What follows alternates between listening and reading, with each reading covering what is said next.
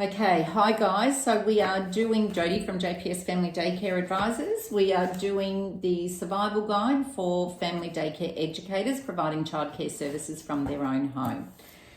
Okay, so we are up to chapter 24 now, students and volunteers. I love students in any education and care service. I think it gives us an opportunity to not only shape our future professionals, but to also showcase how wonderful family daycare is. Family daycare is the optimal model for children in early years. You know, they have a blend of home, the community, their schools, so it really does tick all the boxes as far as that go. We just need to make sure that educators are, maintaining safe environments and developing an educational program, all those sorts of things. But it is the optimal model. So we do want to welcome students. So how can we welcome students into our programs? So firstly, it's about saying yes to students. So students, your service will be offered placements from time to time for students that are undertaking their practicum component of their course. So it's about saying yes to students and welcoming them in there, making sure that the students are inducted so that they know they can't be left alone with children, they can't access personal information. If they do need children's records, those sorts of things for their studies, that children's identifiers are removed, so surnames, phone numbers, addresses, all those sorts of things are removed before the student uses those details in their studies. And it's a way of saying, look, these are the values of family daycare, so we can really educate students on the benefits of family daycare for early childhood, and then those students take that back out into the sector. So that's why we want a number of student placements. I personally believe that every family daycare educator should have at least one student practicum per annum.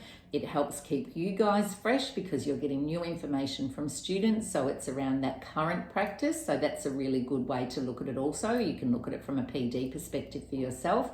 And it's also around making sure that we're advocating for family daycare and getting that information back out into the sector, as I said, so that we are promoting family daycare as a quality early childhood education and care service.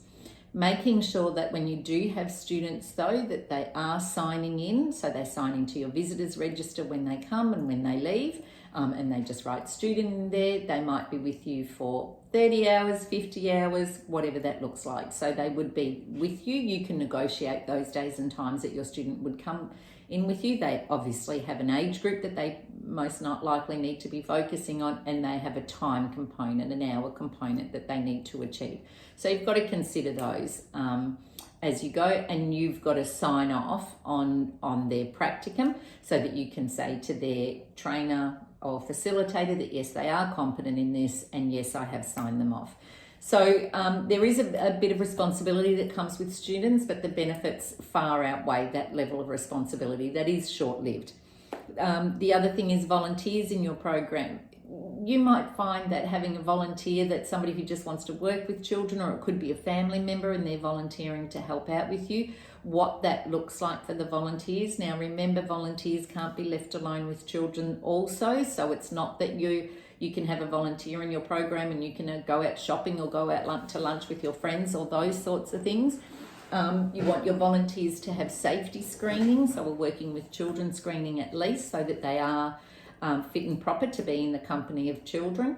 Again, you want to have some kind of induction program going so that they know your philosophy, they know how your program operates, they get an understanding of the children, they are following your direction in the sense that this is how we talk to children, this is how we set up this program, this is our lunch schedule, this is our whatever. So you've got to make sure you've got those processes in place for volunteers.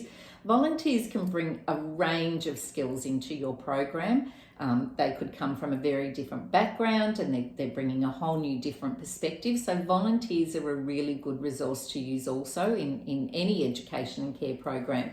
So make sure if you do have that opportunity to bring that into your program, that you do really think that through, think about the induction and see if you can make that work in your program. It really is beneficial. Okay, so that's our student and volunteers unit.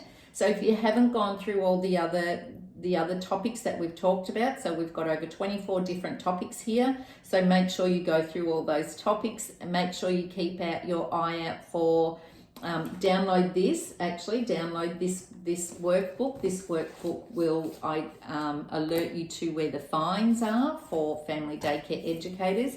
So unlike centre-based